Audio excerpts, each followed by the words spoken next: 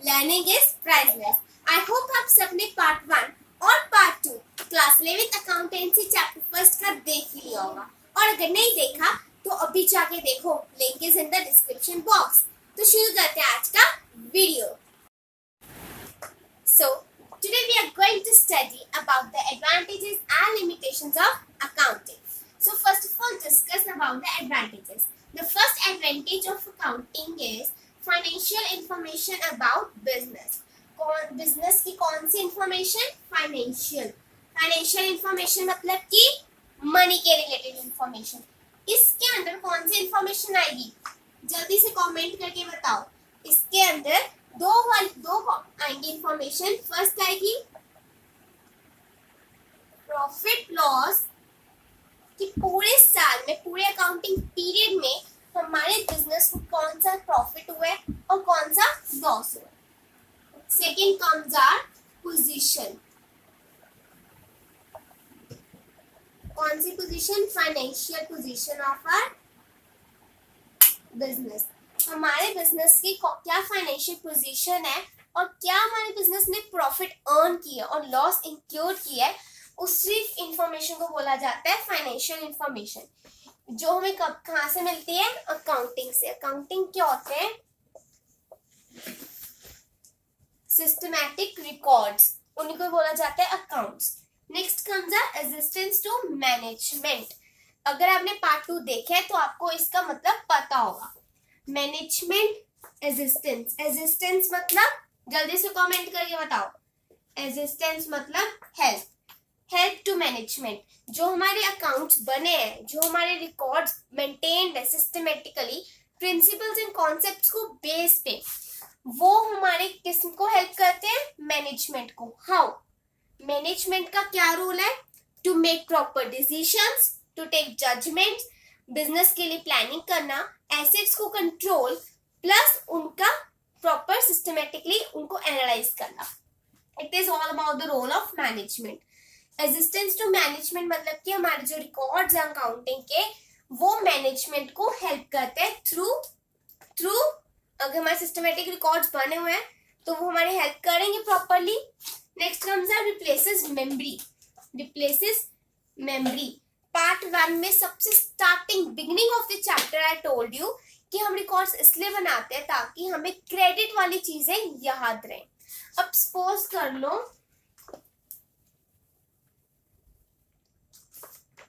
कोई पर्सन है एक्स, कोई एक्स पर्सन है, उसने आपसे 5000 की क्रेडिट में कोई सामान खरीदा और आपको भी पैसे नहीं मिले because it is on credit, उधार में है।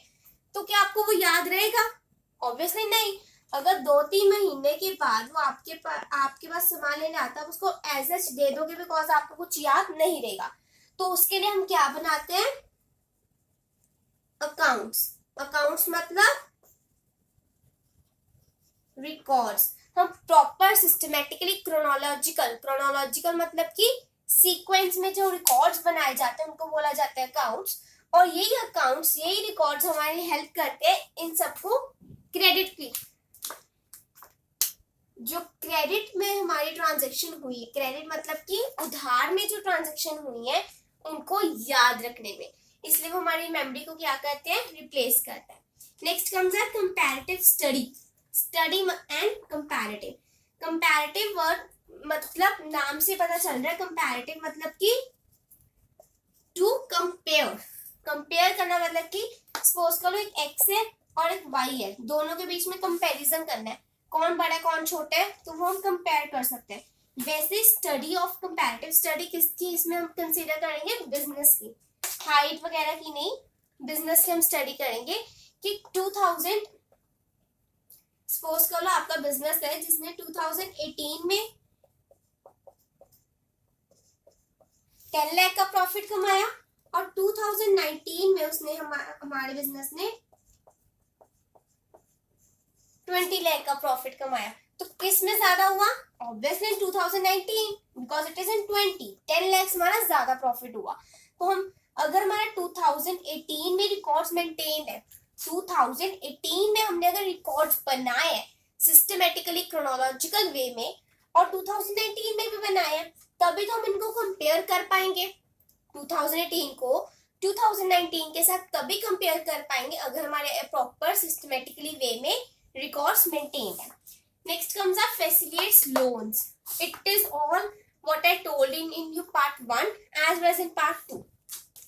लोन्स हम किन से लेते हैं? बैंक से हम लोन्स लेते हैं for investment, for capital. Yes, हम लोन्स किन से लेते हैं? बैंक से। और मैंने पहले ही बता दिया था बैंक से हमें फालतू में लोन्स नहीं देंगे, पहले वो हमारे प्रॉपरली अकाउंट्स को चेक करेंगे कि हम सॉल्वेंट है कि इनसॉल्वेंट है। सॉल्वेंट मतलब कि हम उनको पैसा वापस दे पाएंगे, are we in the condition to pay back और are we not. If we are not in the condition then we are the insolvents. Insolvent to pay back,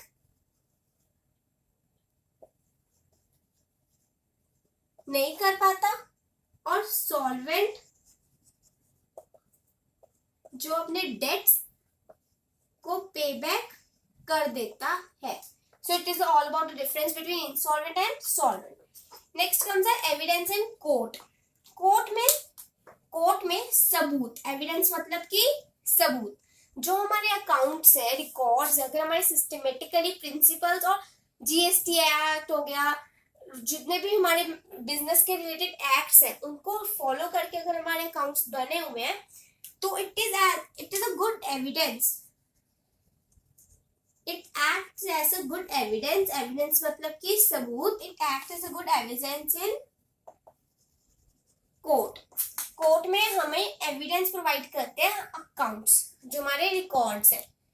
so these were the left advantages. अभी हमने 6 advantages के बारे में study कर लिया है। These are the 4 which were not explained by me. The first advantage is helpful in partnership business. अब तुम सभी को पार्टनरशिप बिजनेस तो पता ही होगा, आई होप। अगर नहीं पता तो मैं बता देती हूँ। वो बिजनेस जिसमें बहुत सारे पार्टनर्स, बहुत सारे शेयर होल्डर्स आते हैं कैपिटल इन्वेस्ट करने। इसके बारे में हम डीप पढ़ेंगे बिजनेस के फर्स्ट चैप्टर में। अब इतना याद रख लो, पार्टनरशिप बिजनेस वो बिजनेस होता है जिसमें शेयर होल्डर्स बहुत ज्यादा होते हैं। शेयर होल्डर्स आते हैं कैपिटल इन्वेस्ट करने में। उनका एक मोटिव होता है कि उनको बाद में मनी मिलेगी। ठीक है। It helpful in partnership business. Suppose कर लो एक पर्सन है, राम एक पर्सन है जिसकी कंपनी चल रही है एक्स। उसकी कंपनी का नाम है एक्स कंपनी। ठीक है। राम एक पर्सन है, उसकी कंपनी का नाम है एक्स कंपनी। ठीक है। अब राम की सपोज कर लो हो जाती है डेथ हो गई, रिटायरमेंट हो गई, जब कुछ किसी भी कारण वो बिजनेस को छोड़ रहा है, तो क्या वो बिजनेस खत्म हो जाएगा? उसके बाद में कोई और भी तो एम्प्लॉयज है ना, तो उनकी भी तो लाइफ स्पॉइल हो गया इससे। इसलिए जो अकाउंट्स बनाए जाते हैं वो बाद में उन अकाउंट्स के बेस पे हम बिजनेस को रीसेटल कर सकते हैं, दोबारा स्टार्ट कर सकते हैं। तो अकाउंट्स जो होते हैं हमारे, वो पार्टनरशिप बिजनेस में इसलिए हेल्प कर जाते हैं बिकॉज पार्टनरशिप बिजनेस में बहुत सारे शेयर होल्डर्स होते हैं। एक नहीं होता, प्रोप्राइटर नहीं होता, शेयर होल्डर्स होते हैं, मतलब कि बहुत सारे इन्वेस्टर्स होते हैं। ठीक है। कैपिटल जो इन्वेस्ट करते हैं, तो वो अपने अकाउंट्स को चेक करके, अकाउंट्स की स्टडी करके, अगर वो सिस्टमैटिक वे में है तो उनकी स्टडी करके अपना बिजनेस दोबारा सेटल करेंगे, रीसेटलमेंट हो जाएगी, रीस्टार्ट करेंगे अपना बिजनेस, रीसेटलमेंट एंड रीस्टार्ट होगा उनका बिजनेस। अगर नाम की सपोज करो डेथ हो जाती है या फिर वो उसका ट्रांसफर हो जाता है, और वट एवर द केसेस। ठीक है। Next comes assistance in the events of insolvency. Assistance मतलब कि help in the events of insolvency. Insolvency के पीरियड्स या फिर इवेंट्स, जो ट्रांजेक्शन जो इंसॉल्वेंसी में होते हैं, उसमें भी ये हमारी क्या करते हैं, हेल्प करते हैं। इंसॉल्वेंसी कौन से इवेंट्स होते हैं? वो इवेंट्स जिसमें सामान क्रेडिट में परचेज या फिर सेल होता है। क्रेडिट मतलब उधार। इंसॉल्वेंसी, सपोज करो तुमसे कोई उधार में सामान खरीद कर ले गया 50,000 का, क्या तुम्हें 2-3 महीनों के बाद वो याद रहेगा? ऑब्वियसली नहीं। ठीक है। बिकॉज एज ए ह्यूमन हमारे पास बहुत सारी चीजें होती है जिनको हमें याद रखना है, तो इट इज नॉट नेसेसरी कि हमें वो ये क्रेडिट जो 50,000 का हुआ है वो हमें याद रहेगा। इसलिए अकाउंट्स जब बनाए जाते हैं उसके हम सब कुछ अंदर लिखा जाता है कि ये चीज क्रेडिट में, इससे हमने इतना पैसा लेना है। तो इंसॉल्वेंसी मतलब कि जो ट्रांजैक्शंस हमारी पास्ट में हो चुकी हैं, पास्ट में हुई है, वो भी क्रेडिट में, उनको प्रॉपरली अकाउंट्स में लिखा हुआ है, तो वो हमारी हेल्प करेंगे कैसे, to take a money back. Facilitate sale of business. Suppose कर लो ये राम है, इसका ही बिजनेस है, ठीक है। सपोज कर लो इस राम के बिजनेस ने, राम ने आई मीन अपना बिजनेस को बेचना है, उसने अपना बिजनेस आके बेचना है, तो वो क्या करेगा, जो उसे खरीदेगा, जो फाउंडर होगा, जो बिजनेस को खरीदने वाला होगा, वो क्या करेगा, बिजनेस के proper records, proper accounts, proper details को चेक करेगा, ताकि जब वो उसने उसका खरीदे तो उसको बाद में कोई डिफिकल्टी, कोई डाउट, कोई इंक्वायरी फेस ना करनी पड़े। तो फैसिलिटेट सेल ऑफ बिजनेस मतलब कि सेल, बिजनेस की सेल में भी हमारी हेल्प करते हैं कौन, अकाउंटेंसी, हमारे अकाउंट्स, हमारे records. Next comes are helpful in decision making. कौन से डिसीजंस बनाने में, अब हमारे मैनेजमेंट है जो हमारे डिसीजंस बनाते हैं। हर बिजनेस में डिसीजंस बनाने वाली एक अथॉरिटी होती है, एक स्पेशल इंस्टीट्यूट होता है जिसको नेम दिया जाता है management. Decision making authority, decision making institute को क्या नेम दिया जाता है, मैनेजमेंट, ठीक है। तो it is helpful in management, management को हेल्प करते हैं डिसीजन मेकिंग में। कौन से डिसीजन की प्रोप्राइटर ने कितना पैसा निकलवाया है, कितना इन्वेस्ट किए कैपिटल, कितने अमाउंट पे कोई सामान को बेचना है या फिर खरीदना है। It is all about the advantages of accounting. Next comes are limitations of accounting. So now let us discuss about the limitations of accounting. Limitations मतलब कि कहाँ कहाँ पर अकाउंटिंग हमारे लिए गलत साबित होती है या फिर हमारे लिए अच्छी नहीं है, ठीक है। तो सबसे पहले तो accounting is not fully exact. जो हमारी अकाउंटिंग है वो फुली एग्जैक्ट नहीं है। एग्जैक्ट नहीं है मतलब कि ठीक नहीं है। In spite of knowing the fact that जो हमारे अकाउंट्स बनाए जाते हैं वो एविडेंस के बेसिस पे बनाए जाते हैं। ट्रांजैक्शंस और इवेंट्स जैसे जैसे हो रही है क्रोनोलॉजिकल वे में, सिस्टमेटिकली वे में हम उसको बनाते हैं, बट देन ऑल्सो कुछ एस्टिमेट्स लगाए जाते हैं। It is not fully exact because इसमें कुछ एस्टिमेट्स लगाए जाते हैं। एस्टिमेट्स मतलब अंदाजे, अंदाजे लगाए जाते हैं किसके रिलेटेड, प्रॉफिट एंड लॉस के बारे में, जिसके कारण हम इसको फुली एग्जैक्ट नहीं बोलते। Next comes unrealistic information. Unrealistic मतलब कि जो भी इंफॉर्मेशन हम देते हैं अकाउंटेंसी में, अकाउंट्स में, वो रियल नहीं है। It is not at all real. Realistic मतलब कि रियल, वो रियल नहीं होती। इन स्पाइट वी नो कि हमें रियल इंफॉर्मेशन देनी चाहिए, तभी हमारे अकाउंट्स प्रॉपरली प्रॉफिट और लॉस को डिटरमाइन कर पाएंगे, पोजीशन बता पाएंगे हमारे बिजनेस की। बट देन ऑल्सो हमारे जो अकाउंटेंसी में हम अकाउंट्स बनाते हैं, रिकॉर्ड्स बनाते हैं, उसमें अनरियलिस्टिक इंफॉर्मेशन होती है। फॉर एग्जाम्पल ले लो, एक कॉन्सेप्ट है, कन्वेंशन है जो हम चैप्टर 3 में पढ़ेंगे अकाउंटेंसी के ही, वो है गोइंग कंसर्न कॉन्सेप्ट और कन्वेंशन, ठीक है। एक कॉन्सेप्ट, एक कन्वेंशन है, उसका नेम है गोइंग कंसर्न। गोइंग कंसर्न के मुताबिक इसके ये स्टेट करते हैं कि जो हमारा बिजनेस है वो लंबे सालों तक चलेगा। पता नहीं चलेगा कि नहीं, बट हम एज्यूम कर लेते हैं, हम ये मान लेते हैं कि हमारा जो बिजनेस है वो आने वाले कई सालों का तक चलेगा। तो इसके बेसिस पे तो ये होना चाहिए कि जो सामान हमने स्टार्टिंग में बुक वैल्यू पे खरीदा है वो उसी वैल्यू पे चलेगा। इस प्रिंसिपल के बेस, इस कॉन्सेप्ट के बेस पे ऐसा माना जाता है और अकाउंट्स में भी ऐसा चलता है। बट क्या है एक्चुअली में प्राइस में चेंजेस आते रहते हैं. It is not at historical level. Next comes our ignores the qualitative elements. Qualitative elements actually में accountancy is all about recording the monetary value. Monetary value मतलब कि which is related to money only. But in this qualitative elements को ignore किया जाता है, which is the most difficult and limitation of this accountancy. Because monetary value तो हम record कर लेंगे, बट क्या हम एम्प्लॉयज का hard work, loyalty, honesty, friendship, क्या हम उनको रिकॉर्ड कर पाएंगे?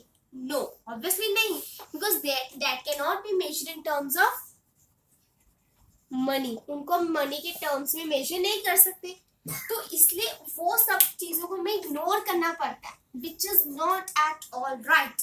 Because honesty, friendship, loyalty, it is all a major elements of our human life which are ignored in this accountancy records. Next comes our ignores the level of price level changes. अब ये मान लिया जाता है इस concept के base पे कि जो चीज हमारी है 10,000 की, सपोज कर लो 2018 में मैंने 10,000 का कोई एसेट खरीदा और वो मैं 2020 तक की उसको 10,000 का मान रही हूँ. It is not at all fair. It is not at all fair. It is not at all right. Because historical level नहीं रहता, प्राइस लेवल में चेंजेस आते हैं.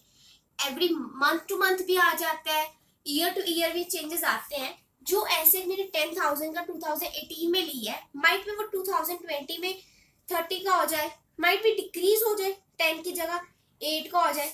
We don't know about the price level of the changes. But ये होता है कि accountancy में इसको इग्नोर किया जाता है, कुछ कॉन्सेप्ट्स और कुछ कन्वेंशन प्रिंसिपल्स जो हम चैप्टर 3 में पढ़ेंगे. It is all about the limitations of accountancy. तो आज एक और छोटा सा टॉपिक करते हैं, that is book keeping. To our last topic which is the book keeping. Oftenly book keeping और अकाउंटिंग को लोग सेम मानते हैं, but as the commerce student हमें इतना पता होना चाहिए कि book keeping is different and accounting is different. Actually book keeping जहाँ पे खत्म होता है ना, वहां पे अकाउंटिंग स्टार्ट होता है.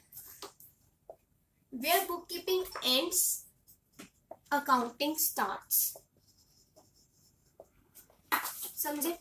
बुक कीपिंग एक्चुअली एक बहुत ही नैरो कॉन्सेप्ट है. Book keeping is a narrow concept whereas accounting is a wider concept. Narrow concept है मतलब कि इसमें बहुत कम चीजों को रिलाई किया जाता है. इवन ये तो जूनियर स्टाफ और अनस्किल्ड लेबर भी कर पाएगा. अकाउंटिंग वो एक सीनियर स्टाफ, एक नॉलेज जिसको बहुत एक्सपीरियंस है, सिर्फ वही कर सकता है. ये वाइडर कॉन्सेप्ट है, इसमें बहुत सारे कॉन्सेप्ट्स को इंक्लूड करते हैं. बुक कीपिंग एक्चुअली में क्या इंक्लूड करता है, let us make it clear. Book keeping के अंदर आती है identifying, remember the meaning of accounting which I explain you in part 1. Identifying the first step, ठीक है. Identifying of money related events, सब कुछ मॉनेटरी वैल्यू में होगा विच is related and can be termed in money. Next comes measuring also of money related events. Next comes recording, and last classifying. These all 4 comes under the bookkeeping. And इसके next वाले जो थे हमारे steps like identifying, measuring, recording, classifying, summarizing,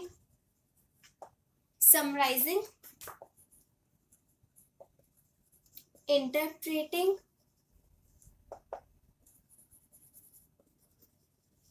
and communicating of financial information. Financial information मतलब कि money related events which can be termed in the terms of money. these all comes under the accounting, and all these four terms come under the bookkeeping. Bookkeeping is a narrow concept. It ends and accounting starts. Accounting starts where bookkeeping ends. Accounting is a wider concept and considers summarizing of the information, interpreting or analyzing of the information, and communicating the financial information to the users. Users are of two types, internal and external. Name some types of users. This is the question for you, and comment me in the comment section the answer. And in this, bookkeeping includes the identifying of the monetary value, monetary transaction, which can be termed in, which can be measured in terms of money. Measuring again same, which can be measured in terms of money. Recording मतलब उसको अच्छे से record करना, and classify मतलब उसको classify करना different accounts में. So that's all for today.